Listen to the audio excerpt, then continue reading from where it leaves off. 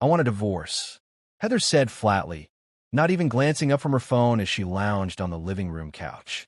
I was in the kitchen, scrubbing dishes in freezing water because our water heater had been acting up again. It was midwinter in Ohio, and the frost had made its way into the kitchen tiles. My hands were numb, but her words were colder. I frowned. What kind of nonsense are you on about now? We had been married for over 20 years, long enough that most of our friends envied the stability. But Heather had always had a flair for theatrics. Ever since her college days, binging on soap operas where billionaires fell for janitors and CEOs abandoned empires for love. Even now, at 42, she was addicted to short dramas about women escaping their boring husbands for wild affairs. I wiped my hands and stepped out of the kitchen, watching her scroll through her phone like she hadn't just dropped a bomb. What is it this time, Heather? What did I do? Why the sudden drama? She let out an impatient sigh. There's no big reason, Jeff. I just don't want to waste any more time on a loser like you. I want a divorce. And don't worry, I'll leave with nothing. No house, no savings, not a penny.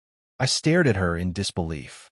Heather, if you can't give me a reason, I'm not agreeing to anything. You can't just drop a marriage like this because you feel bored. She finally looked at me, her eyes hard and unreadable. Do you really want to hear it? Fine. These past 20 years with you have been the most miserable of my life. Now that Emily is grown, I deserve to chase happiness. I deserve love. I stagger back.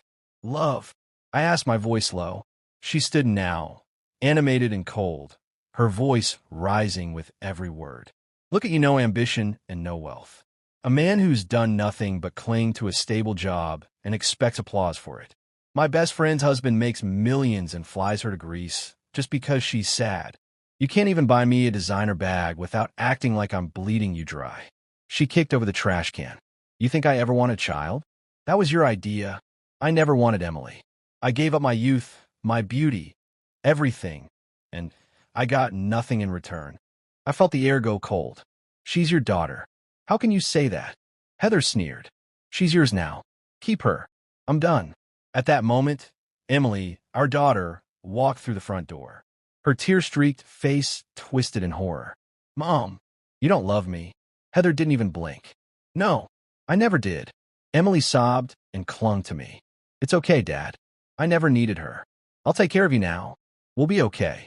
As I hugged her, I realized something was off. Heather wasn't even fighting for money. She wasn't negotiating. She just wanted out fast. Then Emily remembered the lottery ticket she had bought weeks ago with numbers based on my birthday. Heather had used her own birthday. Both tickets were in Heather's phone for notification. Emily's ticket had won $50 million. Heather thought she had one. It all made sense. The sudden divorce.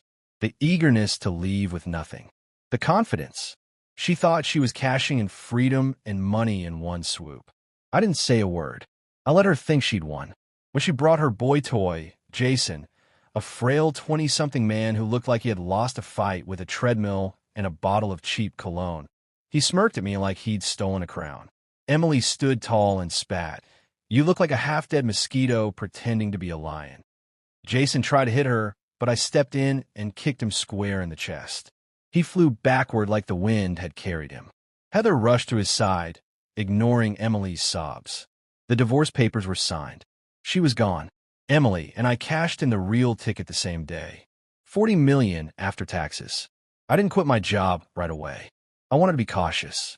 But as soon as the funds cleared, I sent my resignation. My boss tried to belittle me, saying I'd never get another job at my age. I told him to shove it and promise his wife would soon receive all the evidence of his office affairs. Then I blocked him. Emily and I traveled. Miami, Cancun, Seattle, San Francisco. I saw her smile more in 2 weeks than in the last 2 years. Meanwhile, Heather and Jason were partying hard, on credit, because she had no money. She had left with nothing. And soon, Jason realized that too. When they walked into the lottery office, gloating and proud, they slammed their ticket down only to be told it was worth $500. Heather's world collapsed. Jason exploded. He screamed at her, accused her of betrayal, said she tricked him. He beat her in front of the lottery staff until security arrived. And when the police came, Heather, who once said Jason was the love of her life, instantly pressed charges. Jason was arrested. She was alone, jobless, and humiliated. That night, she called me, sobbing. Jeff, I made a mistake. You and Emily are all I have. I was blind. Jason used me. Please, let's try again. Emily sat next to me, playing a recording on her phone. It was Heather's voice from divorce day.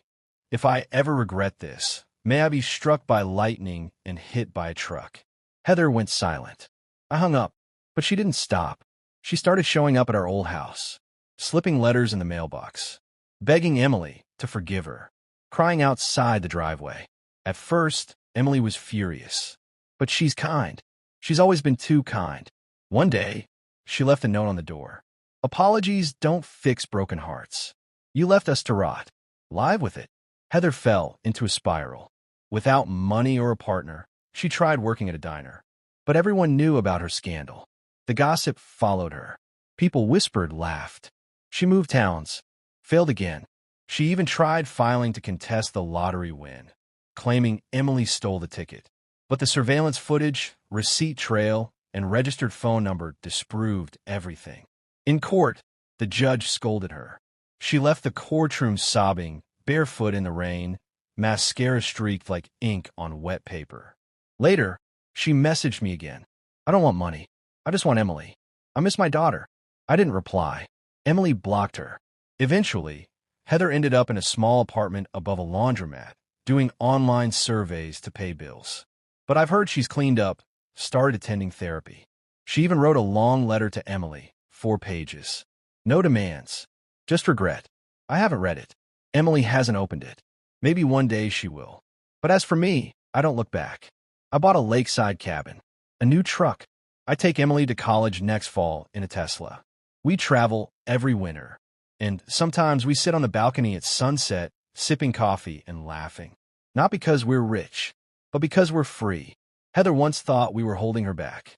She never realized we were the only thing holding her together.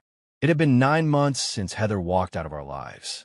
9 months since she mocked me for being boring, left our daughter in tears, and ran off with a broke bartender who thought a Rolex knockoff was enough to replace character. And now, she was trying to sue us. The letter arrived in a crumpled manila envelope, cheap, rushed, and still smelling like the smoke of desperation. Inside was a legal complaint. Heather and Whitaker versus Jeffrey Whitaker and Emily Whitaker. She was suing for half the lottery winnings, claiming emotional distress, marital investment, and get this, intellectual contribution to the numbers. I almost laughed. Emily did. Is she serious? She asked, tossing the envelope on the table like it was a used napkin. She wants to sue me over a ticket she didn't even buy. I sighed. Let her try. She left with nothing.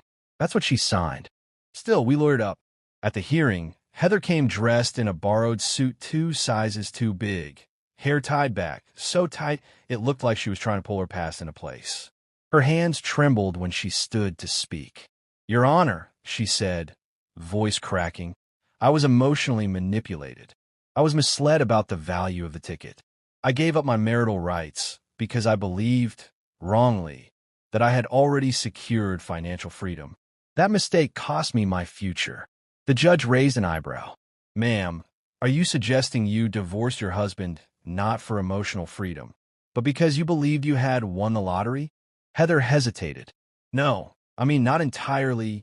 And is it true that the winning ticket was purchased by your daughter, registered to her number, and bought with her own debit card? Heather's eyes darted toward me, then to Emily, who sat calm in her tailored navy blazer. She looked like the future. Heather looked like a footnote. The judge dismissed the case with prejudice. Outside the courtroom, Heather ran after us, heels clacking against the cold concrete floor. Please, just talk to me. Emily turned. Her voice was sharp and calm. You tried to rob me, Mom. After abandoning me. You said you never loved me. Do you think I forgot? Heather dropped to her knees. In the name of God, Emily, I wasn't myself. I was stupid. I was tricked. Jason used me. The world used me. I was sick in the head. No, Emily said coldly. You were greedy, and now you're desperate. That's not sickness. That's karma. Heather reached for her hand.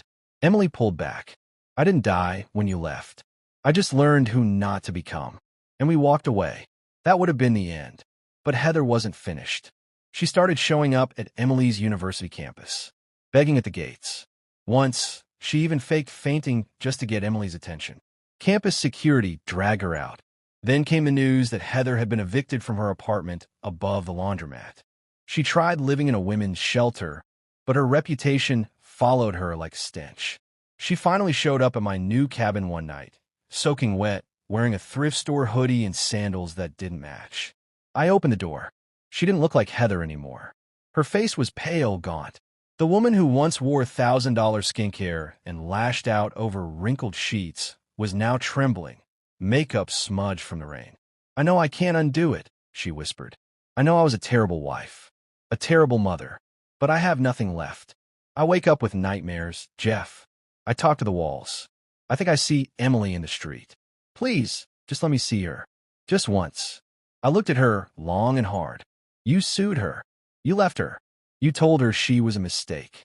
She fell to her knees. I was the mistake. For a moment, I felt a flicker of pity. But I remembered Emily's tears, her fear, her breakdown in therapy after that awful day. "She's finally healing, Heather. I'm not going to let you rip that open again. I'll die alone," she cried, clutching my legs. "Don't you get it? I already am." I stepped back and quietly shut the door. That night, I sat with Emily on the balcony. The sky was clear. The stars looked close enough to touch.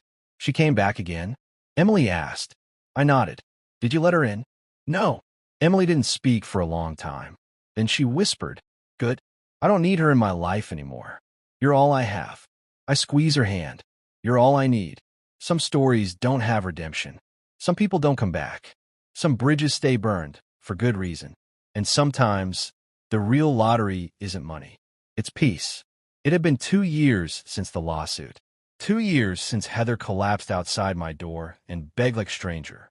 Emily had since graduated valedictorian, delivered a speech that made national news for its raw honesty about betrayal, healing, and what it means to be family. She was now on her way to Harvard Law, full ride. She said she wanted to help people like us, people who survived heartbreak, deception, and manipulation and still stood tall. As for me, I sold the old house, the one Heather decorated like a reality show mansion. I built a quiet cabin near Lakewood. Nothing fancy, but it was ours. One evening in autumn, the leaves gold and red like firelight, I received a knock. It was a process server. Heather was suing again, this time for emotional damages. She claimed she was suffering PTSD from the fallout of her divorce and the traumatic loss of her daughter's affection. She claimed she was driven to attempt suicide, and she blamed us for pushing her there. The media picked it up fast. Mother sues daughter for emotional abuse. Deadbeat mom claims lottery family left her to die. Talk shows debated it. Twitter exploded. Heather posted teary videos, filmed in hotel bathrooms and gas station parking lots, sobbing about how she deserved love too.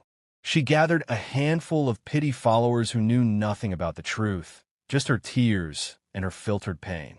But one person finally had enough. Emily.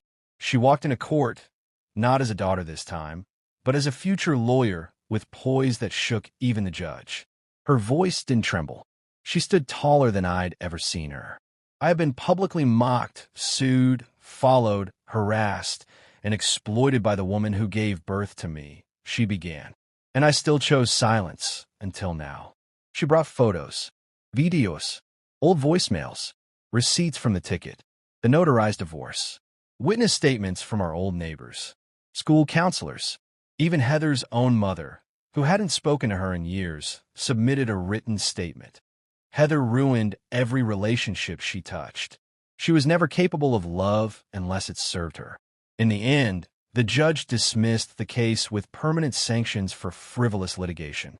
Heather was ordered to pay legal costs, which she couldn't. She fled the courtroom red-faced, mascara streaking down her cheeks, and disappeared. That should have been the last chapter. But fate had one more scene. A year later, I was grocery shopping on a rainy Thursday when I saw her. Heather.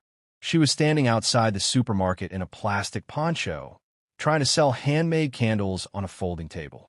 Her hair was matted under a knit cap, and she looked 20 years older. Her eyes met mine, and for once, there was no rage, no pride, no manipulation, just emptiness. I approached. She didn't speak. Her sign said, "Candlelight for change. Help a mother rebuild her life." I picked up a candle. It was lopsided. Wax dripped down the side like it had cried while hardening. "I don't want your money," she whispered. "I know," I said. "I just want to know why you did it." The second lawsuit. The drama.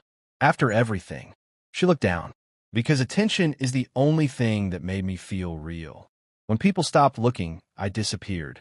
I was never built to be forgotten. I stared at her, the woman who once laughed in my face, who humiliated our daughter, who left us like we were nothing. Now, she had nothing. And somehow, I still pitied her. I left a $100 bill and walked away. 5 years later, Emily passed the bar with honors. She's now a defense attorney for abused women and children. We were invited to a conference where she spoke about her past. I was raised by a broken woman who never saw me as a person, only a mirror for her ego. But my father saved me, and I rebuilt myself from ashes. The audience gave her a standing ovation. Later that night, I received a news alert. Heather Whitaker found deceased in motel room. No foul play suspected. I stared at the headline for a long time. No obituary was written. No family came forward. Her ashes were left unclaimed for weeks. I didn't cry. Emily didn't either. We just looked at each other over dinner. She broke the silence. "You think people like her ever loved anyone, really?" I thought for a moment.